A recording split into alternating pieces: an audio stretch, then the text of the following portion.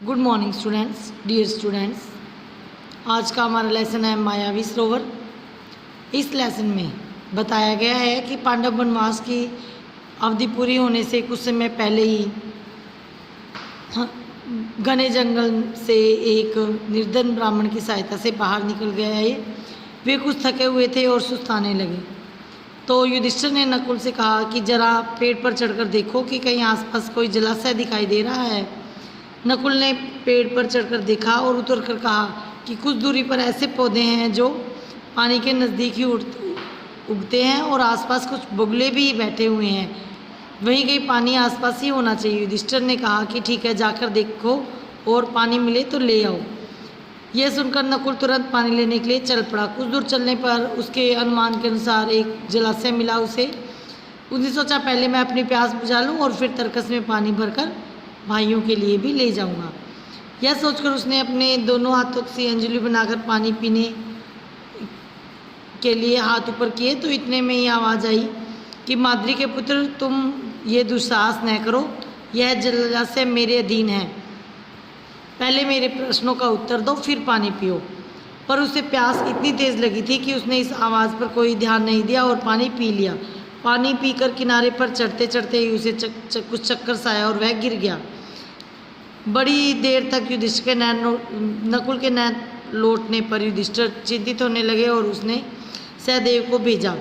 सहदेव जब जलाशय के नज़दीक पहुंचा तो उसे नकुल जमीन पर पड़ा हुआ दिखा, लेकिन उसे प्यास इतनी अधिक तेज़ लगी थी कि उसने ज़्यादा कुछ सोचा नहीं और वह पानी पीने को ही था। तभी उसे भी वही आवाज़ सुनाई दी। उसने आवाज़ पर ध्यान न देते हुए पानी पी लिया और किनारे तक आते आते वो भी अचेत होकर नकुल के पास ही गिर पड़ा। उसके बाद सहदेव भी बहुत देर तक नहीं लौटा, तो युधिष्ठिर ने घबराकर अर्जुन से कहा कि जाकर देखो उनके साथ कोई दुर्घटना तो नहीं हो गई है। अर्जुन बड़ी तेज़ी से चला और तालाब के किनारे पर दोनों भाइयों को मृत पड़े हुए देखा तो वह चौंक गया। उसे समझ में नहीं आया कि इनकी मृत्यु का क्या कारण है। यह सोचते हुए अर्जुन भी पानी पीने के लिए जलाशय में उतरा ही था कि तभी उसे भी वही आवाज़ सुनाई दी, अर्जुन मेरे प्रश्नों का उत्तर देने के बाद ही प्यास बुझा सकते हो। अगर मेरी बात नहीं मानोगे तो तुम्हारी भी वही हालत होगी जो तुम्हारे भाइयों की हुई है। अर्जुन को ये बात सुनकर बड़ा गुस्सा आया। उसने बाण छोड़ने शुरू किए जिधर से आवाज़ सुनाई दी और वह निशाना लगाकर वह तीर चलाता रहा, किंतु उन बाणों का कोई असर नहीं हुआ। अपने बाणों को बेकार होता देख अर्जुन के क्रोध की कोई सीमा नहीं रही। उसने सोचा पहले मैं अपनी प्यास बुझा लूँ, उसके बाद मैं इससे लड़ूंगा। यह सोचकर अर्जुन ने जलाशय से पानी पी लिया और किनारे तक आते आते वह भी बेहोश होकर गिर गया। उधर इंतजार करते करते युधिष्ठिर बड़े व्याकुल हो गए।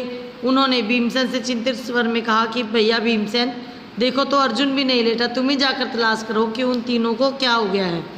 युधिष्ठिर की आज्ञा मानकर भीमसेन तेजी से जलाशय की ओर बढ़ा और तालाब के किनारे देखा कि तीनों भाई मरे से पड़े हैं। उसने सोचा कि यह किसी यक्ष की करतूत मालूम होती है, मैं पहले पानी पी लूँ, उसके बाद मैं देखता हूँ कि मुझे क्या करना चाहिए। तो जब वो तालाब में उतरकर पानी पीने लगा तो वही आवाज़ आई। तो भीम ने कहा कि तुम मुझे रोकने वाला कौन है। कहता हुआ भीम तालाब में उतर गया और पानी भी पी लिया। पानी पीते ही वह भी अपने भाइयों की तरह वहीं पर ढेर हो गया। उधर युधिष्ठिर अकेले घबराने लगा और सोचने लगा कि बड़े आश्चर्य की बात है, अभी तक कोई भी नहीं लौटा। आखिर मेरे भाइयों को हो क्या गया है, क्या कारण है कि वे अभी तक नहीं लौटे। और इस प्रकार अब युधिष्ठिर स्वयं जो है अपने भाइयों को देखने चल पड़े।